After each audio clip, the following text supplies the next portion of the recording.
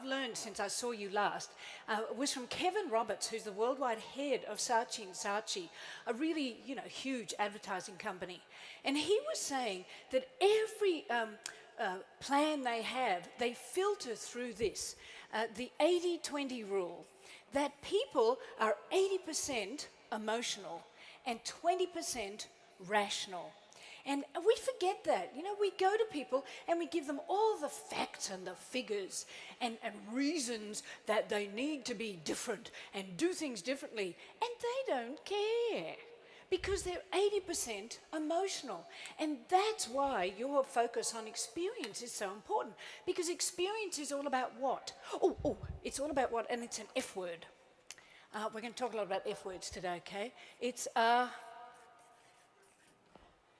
feeling. Experience is all about feelings. And that's why they're so critical. And then the other thing that comes in, since I last saw you, I have discovered the single most important thing in life. In fact, I did think I'd discovered the two most important things in life until I realized that the second one really was inherent in the first one. So here it is. The single most important thing in life is how you feel about yourself, because that influences everything else around you. Isn't that true? And if you think about it, go back to you've all been in love sometime? You've been in love? Okay, and if you haven't, you've watched TV. So, when you're in love, you come into that time of your life where you've met someone and you look at this someone and it's like, oh, I'm so happy. I'm so happy, you're so wonderful, and everything's perfect in my life. And that's because you have someone else looking at you saying, I'm so happy, you're so perfect. And you see each other in your true perfection. And honestly, it happens. And everything in your life when you're in love is what? Fabulous. It's great. So, there are no problems, everybody you meet's lovely, you go through life. And I just read last night in a book on neuroscience that literally when you fall in love, your brain changes so that you actually don't have the negative feelings. And we can do that all the time.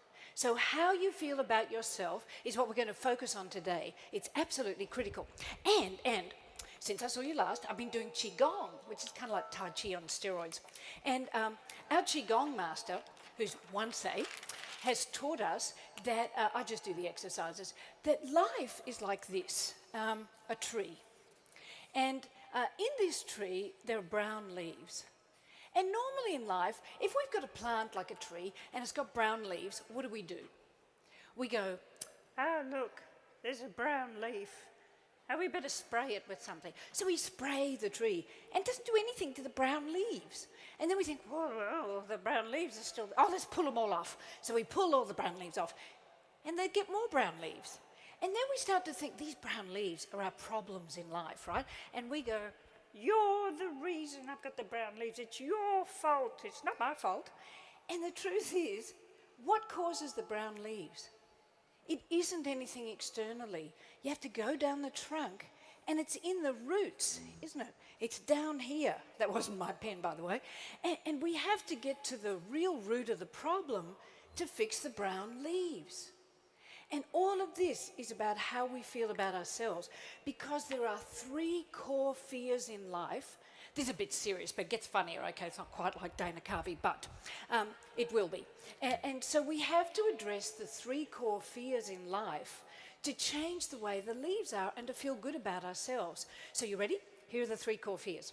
The first is I am not good enough. And it can go with two others. I'm not worth loving, or I'm not loved. And the reason I'm going into this is because you're all in leadership. And when you're a leader, you have to understand these fears in people, or else we can't change their behavior, which is one of our jobs. So I'm not good enough, I'm not worth loving, I'm not loved. The second one is I'm unsafe in some way. And the third is a fear of death or separation. And underneath all the other fears that we have are these three. And you can guarantee that everyone in your team will have one of those. And they start from when we're 0 to 5. And, no parent wakes up and goes, how can I destroy my child's life today? No one does that. It just happens naturally while you're doing your best. And so, as leaders, you can either reinforce the fears or get rid of them. And if we go back to being in love for a minute, this is what it's like, right? You meet this person and they're perfect. In every way, they're perfect. And you can't believe your luck. Well, the truth is, it's as if when you're in love, you see each other as the amazing, astonishing beings of light that you really are. And you see the front part of this astonishing being. Well, on the back are the warts. And we all have warts. And the thing is, when you fall in love with someone else, what you actually do is fall in love with yourself. Did you realize that? Look, you're all going, is she on drugs? No.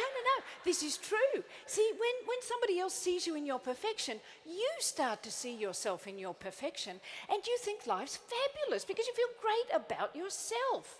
And time goes by, right? And it's all fabulous and wonderful. And then one of you turns around and the other one goes, ew, there's a wart.